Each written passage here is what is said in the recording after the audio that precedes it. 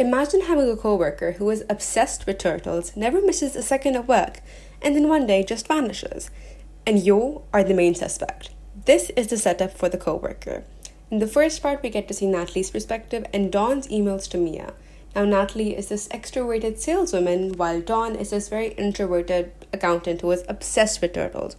Dawn disappears, and Nat is the only one who actually took notice and went to lengths to report her missing, especially after this very cryptic help me call which came at Dawn's desk. The police finds a pool of blood at Dawn's house, and the next day a body washes up which is completely beaten and rotten, and everybody already assumes that that is Dawn. Now Nat is already stressed, and somehow this turtle keeps reappearing and disappearing at her desk, which creeps her out. When it comes to relationships, we see that Nat is actually dating Caleb, who is a tech intern at the same company, but she also has on and off links with Seth, who is her manager. And we get to see in the first few chapters that Seth and Natalie are still something. So she's cheating on Caleb, basically. From Dawn's emails, we do sort of understand that Natalie wasn't as great of a person. And then the police actually ends up finding fingerprints at Dawn's house, which belonged to Natalie.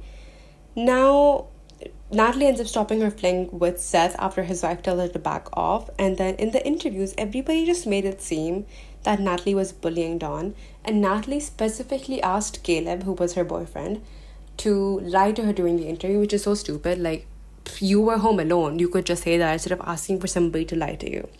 Anyway, there was this first inconsistency which I noted, which was in the email which Dawn was writing to Mia, who was her best friend. And it just made Natalie sound more evil or more of a bully, right?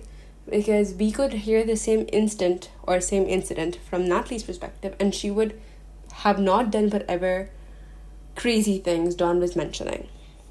And after this, there was this whole hashtag, which was hashtag Wix Bullies, which went viral, and this ended up causing Natalie to get suspended from work. And then that same night, she finds a murder weapon in her house, and this is when she starts panicking because she did not kill Dawn, but why is the murder weapon in her house? Why are her fingerprints in Dawn's house? And then there's this whole running theme of the 5K, which Natalie has ran or is going to be running for her friend or her ex-friend because her friend died of cancer. Now, at the 5K, she gets arrested. And then that's when part 1 ends. And in part 2, we find out that Dawn isn't dead. Caleb is actually Mia or Amelia's brother because they're both the same person. And Mia or Amelia was actually not Natalie's friend. Natalie and her best friend Tara actually bullied Amelia to suicide. So they were not friends at all, and the whole 5K thing is pretty much a sham in that aspect. And the dead body actually belonged to Tara, so Dawn actually ended up killing Tara. Now, there's this whole thing which happens, and at the end of the day, Dawn and Nat make peace at some point because they understand that they both feel bad at some aspect. Now, in the epilogue, we find out that Caleb and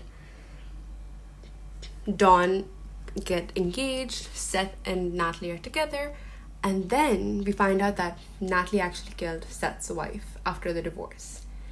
That was the whole situation. I feel like I would rate this book a 2.5. I literally predicted 3 out of the 4 twists which were coming, so it wasn't too eye-opening for me, and I feel like I'm being very generous with this rating. Let me know what you think down below.